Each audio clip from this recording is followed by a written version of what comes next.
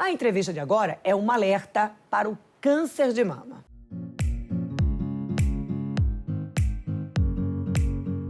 E sobre essa prevenção, a gente conversa a partir de agora com a mastologista doutora Aline Valadão. Muito obrigada pela disponibilidade pública, doutora Aline. Obrigada a você, Dania, pelo convite. A gente já podia começar trazendo para quem está em casa o cenário, a previsão, por exemplo, segundo o INCA, dos números de câncer de mama. Segundo o INCA, para 2019 são esperados quase 60 mil casos de câncer de mama. O câncer de mama hoje é a doença que mais mata mulheres, tá? É responsável pela maior mortalidade e a incidência só perde para o câncer de pele não melanoma, tá? Que é o câncer de pele comum. Quando a gente fala assim que é o que mais mata, a gente está falando de uma doença que, se for diagnosticada precocemente, a gente consegue fazer um controle bacana. O que está acontecendo, assim, que a senhora percebe pela rotina mesmo no consultório? Então, existem 3 formas de prevenção do câncer de mama. Existe a prevenção primária, que a gente vai tentar agir nos fatores que podem desencadear a doença. A prevenção secundária, que é quando a doença já está instalada e a gente busca um diagnóstico precoce, para aí sim garantir uma melhor sobrevida, garantir que a pessoa não morra dessa doença e conquiste a cura. Tá? E a prevenção terciária é quando a paciente já tem a doença instalada e precisa ter um conforto. Tá? São os cuidados paliativos. É assim que se distribui. Em relação à prevenção primária, em que é que a gente pode agir para melhorar? Quais são os fatores que influenciam? Existem os fatores ligados à vida reprodutiva, que são mais complexos de se agir até por conta da vida moderna. E são mais difíceis de manipular, como a primeira menstruação precoce, a menopausa tardia, o uso de anticoncepcional que, no final de 2017, saiu um trabalho da Dinamarca em que ele comparou toda a população dinamarquesa dos que utilizavam anticoncepcional. Separaram as mulheres que usavam das que não usavam. E eles conseguiram perceber um aumento de câncer de mama nessa população que usa anticoncepcional de um caso a mais de câncer de mama a cada quase 8 mil mulheres. Então, voltou-se ao antigo alerta de tente não ultrapassar os 10 anos de uso de pílula, tá? Porque é um hormônio exógeno e que pode interferir, sim. Para aquelas pacientes na menopausa que usam reposição hormonal, isso também já está muito certo. Claro que não é contraindicação absoluta. Também a gente tem que ponderar quanto à qualidade de vida, porque tem pacientes que realmente não toleram os sintomas e qualidade de vida ruim também faz com que a nossa imunidade caia e a doença apareça. Então, tem que ponderar situação a situação. Claro que naquelas pacientes que têm uma história de câncer de mama familiar muito evidente, essas pacientes realmente têm que buscar outras formas de prevenção. Um fator extremamente importante que a gente bate muito na tecla no consultório, que é a atividade física regular, né? Está mais do que provado que a atividade física regular, com uma alimentação saudável, que é a alimentação saudável, aumentar a ingestão de frutas, verduras, fibras, ômega 3, 6, 9, oleaginosas, diminuir o consumo de álcool, tudo isso interfere na prevenção do câncer de mama. Então, atividade física regular com alimentação saudável, juntos, eles são capazes de reduzir a incidência de câncer de mama em até 30%. Então, é muito importante que as pessoas tomem consciência que a atividade física, que era vista lá atrás como beleza, hoje não é mais beleza. A beleza é o fim de linha. O mais importante hoje é realmente a prevenção em saúde. E aí a gente está vendo que tem vários fatores envolvidos, mas que se você tiver um compromisso ali, coloca lá na agenda a questão de fazer o exame, fazer o acompanhamento, isso já dá um descanso muito grande. Sim, então aí vamos para a prevenção secundária agora, que é justamente a mamografia, tá? O exame base para a prevenção secundária do câncer de mama continua sendo a mamografia. Ela é o único exame que é capaz de diminuir a mortalidade por câncer de mama em torno de 25%, tá? Todos os outros exames, ultrassonografia, ressonância, eles são exames complementares à mamografia. Eles nunca substituem nas pacientes acima dos 40 anos. Qual é a recomendação? Mamografia anual a partir dos 40 anos de idade em que se encerra. Isso não é bem claro na literatura, mas existe uma teoria, um conceito de que até a paciente ter condições de chegar com as próprias pernas ao mamógrafo e tiver condições cirúrgicas de tratamento. A gente está falando de 40 anos. Como é que tem funcionado isso em termos de casos mesmo de câncer de mama e idade? Tá. Porque durante muito tempo a gente só ouvia falar quando as pessoas já estavam com mais idade. Agora não é o que a gente vê. Não. Realmente. Em relação à proporção, a gente tinha essa falsa sensação de que tinha aumentado a incidência em paciente jovem. Na verdade é porque a proporção continua a mesma, tá? Em torno de 20% abaixo dos 40 anos de idade. Isso já é antigo, esse dado é antigo, tá? Não é um dado novo. E só que como a população aumenta, esse número também aumenta. A gente começa a ter pessoas muito próximas tendo câncer de mama jovem, tá? Esses cânceres normalmente não são o câncer que é detectado pela mamografia. Qual é o câncer que é detectado pela mamografia que tem chance de cura de 95%? É o in situ. A faixa etária mais comum, 45, 55. É nessa faixa etária, tá? Então, nessas pacientes muito jovens, normalmente surgem nódulos de crescimento extremamente rápido. Então, uma paciente jovem que percebe um nódulo de crescimento extremamente rápido, ela precisa procurar um mastologista e ver se é algo benigno ou não, porque existem lesões benignas que crescem também rapidamente, como o tumor filoides, que é um tumor benigno, tá? Na maior parte das vezes. Então, é realmente assim, examinar. O autoexame, ele é condenado como um método de prevenção. Ele não é um método de prevenção, mas é um método de autoconhecimento. É isso que eu bato muito na tecla com as pacientes.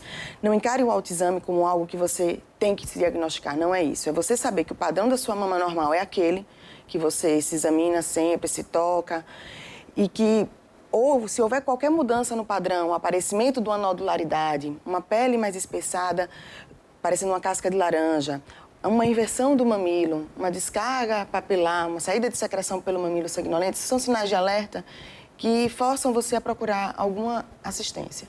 Tá? Ou seja, já dá um sinal que já pode caminhar junto aí. Por isso que é importante o autoexame pelo autoconhecimento. Com o diagnóstico precoce. Isso, não é porque você não existe... que vai se diagnosticar, tá, gente? Aqui é só um sinalzinho para você procurar mais cedo. Vai que você descobre isso, já está na hora de ir. Você nem ia fazer o exame. E existem casos mesmo. Tem uma paciente super jovem, de 26 anos, que foi isso. Ela se descobriu porque ela tinha outros nódulos benignos, tá? Que fique bem claro.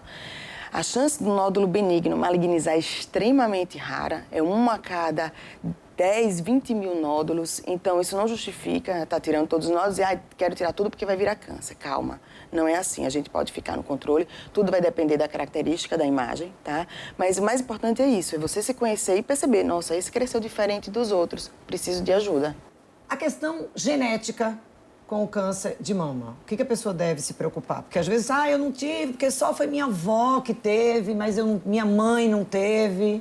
Então, todo câncer é genético. É algum defeito no nosso gene de reparação, de controle, que faz com que o câncer desencadeie, tá? Então, todo câncer é genético. Agora, hereditário, somente 10% dos cânceres de mama são hereditários, tá?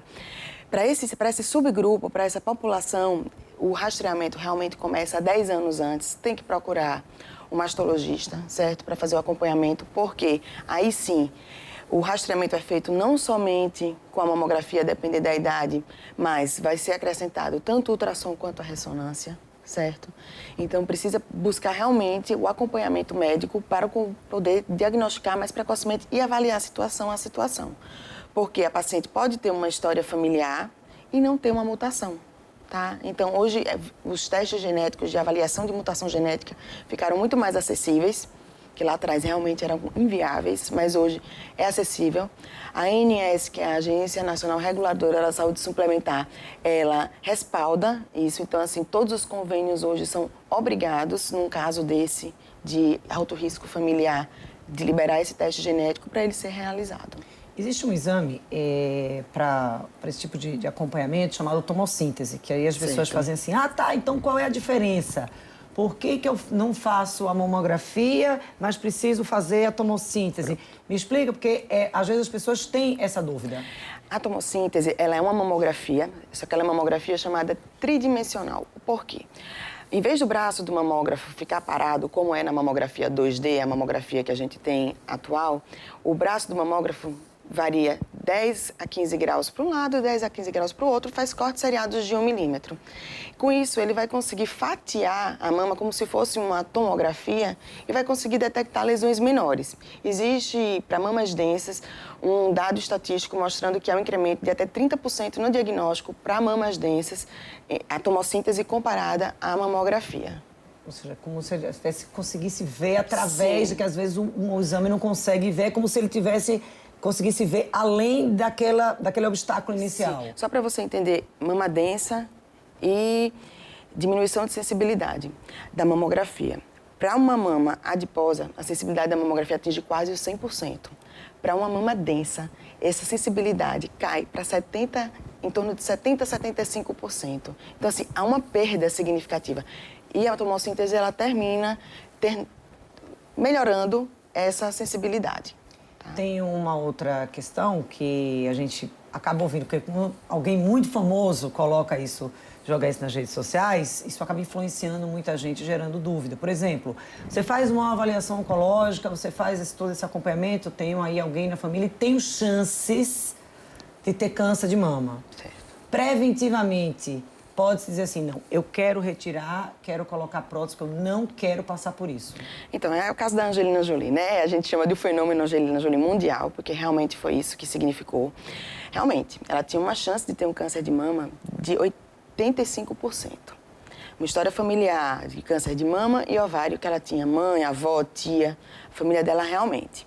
Então, assim, paciente jovem, ela tinha realmente razões para tirar. Se o teste vier positivo para esses genes, que o dela ela era mutada BRCA1 ou BRCA2, um desses BRCA, ela realmente tem outros tipos de genes que também estão relacionados a aumento da incidência de câncer de mama, tem toda a razão e justificativa para fazer esse tipo de cirurgia, porque isso pode impactar, porque normalmente esses tumores relacionados a tumores hereditários, relacionados a mutações genéticas, eles tendem a ser tumores de crescimento rápido, seriam um pouco mais agressivos, entendeu? Então, assim, é aceitável e recomendável, inclusive, que se faça, mas a paciente tem direito. Tem pacientes que não querem fazer em hipótese alguma, e aí ela cai no rastreamento dos exames com maior periodicidade. E essa cirurgia é importante que fique bem claro, porque também criou-se um mito que pacientes, mesmo sem risco genético, não, eu quero tirar tudo porque eu não quero nem pensar em ter doença.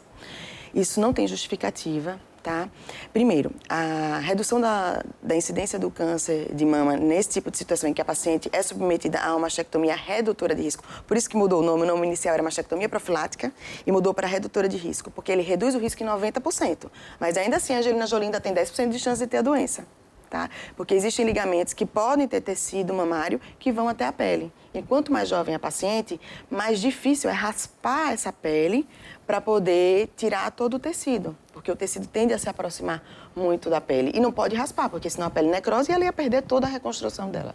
E essa relação desse índice de possibilidade de ter o câncer e da retirada, isso é um exame específico? Isso é uma avaliação do médico baseado nesse conjunto de exames? Então, para decidir quem precisa fazer o teste genético, é essa pergunta que você tem que fazer. Então, primeiro critério de avaliação, história familiar.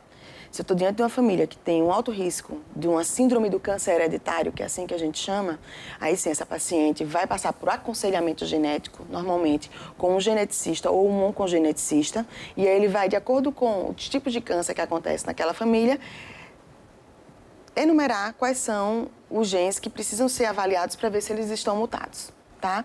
Hoje termina sendo feita uma avaliação completa, tá? Em torno de 37 genes, mais ou menos, são avaliados. Isso depende muito do laboratório em que é feito o exame, mas é assim que funciona. Não pede só mais hoje para BRCA1 e 2, porque existem alguns outros genes que podem estar mutados e que aumentam também a incidência de câncer de mama e não BRCA1 e 2. BRCA1 e 2 é o mais comum. E aí, baseado nesse resultado, é que há essa possibilidade da pessoa querer ou não, ou ser orientada ou não, para a retirada da mama. Isso, exatamente. Assim, e querer ou não fazer o teste genético. Eu tenho pacientes que nem fazer o teste genético elas querem fazer, entendeu? É individual, entendeu? A gente não pode, a gente orienta. A nossa função, enquanto técnico, é orientar qual seria a melhor conduta. Mas a paciente, às vezes, tem o pavor. E às vezes tem dificuldade, porque fazer ele entender que aquilo pode mudar, sim, a sobrevida dela. Pode mudar a vida dela. É aquela fase da negação, né? Da resistência, não quero nem saber. Nem saber. Mas vai ter que saber, isso não é incomum. Porque se não fizer agora e passar a ter e for diagnosticado, vai ter que enfrentar do mesmo jeito. E a gente precisa administrar outra situação de paciente que não tem indicação nenhuma e que só simplesmente pela cancerofobia quer porque quer tirar. E a gente precisa também administrar essa situação e tentar convencê-la de que isso é necessário. Porque o que acontece? O teste genético ele não pode ser realizado na população geral. Qualquer um de nós, mesmo sem história familiar que suscite uma síndrome do câncer hereditário, pode ter uma mutação genética sem que ela jamais se manifeste. Olha a implicação ética disso, que é isso que a gente conversa muito nos congressos. Tem que ter muito cuidado. O teste genético ele não pode ser feito para todo mundo. Ele tem que ser feito para quem tem indicação. Porque qualquer um de nós pode ter a mutação e ela nunca se manifeste. Então, assim, e o pânico. E a pessoa, não, eu tenho essa mutação, eu vou ter... Quem disse? entendeu? Então, assim, tem que ter muito critério e muita orientação. Você não precisa fazer, não faça. Se você descobrir como será a sua vida depois de um exame desse positivo e que você nem teria indicação de fazer. Não é fácil, não. Conduzir isso não é fácil. E administrar esses dois públicos, um que quer muito fazer mesmo não tendo esse lance do teste, isso. E o outro que já tem pavor, que não quer fazer, deixa o profissional aí numa situação complicada. A gente teria muito assunto, gente, para falar sobre câncer de mama, inclusive o próprio tratamento, reincidência. Mas, infelizmente, doutora Aline, nosso tempo chegou ao fim. Muito obrigada pelas orientações e pelos alertas. Espero que agora, no mês de alerta para o câncer de mama, que mais pessoas se conscientizem e busquem mais a prevenção, fiquem mais alertas. Eu que agradeço a oportunidade de estar esclarecendo um pouco para vocês, porque realmente existem muitos mitos e a gente precisa conversar um pouco mais para poder esclarecer a população. Muito obrigada mais uma vez. A gente encerra essa entrevista do programa Utilidade Pública de hoje. Você não sai daí, que próximo bloco tem mais conteúdo.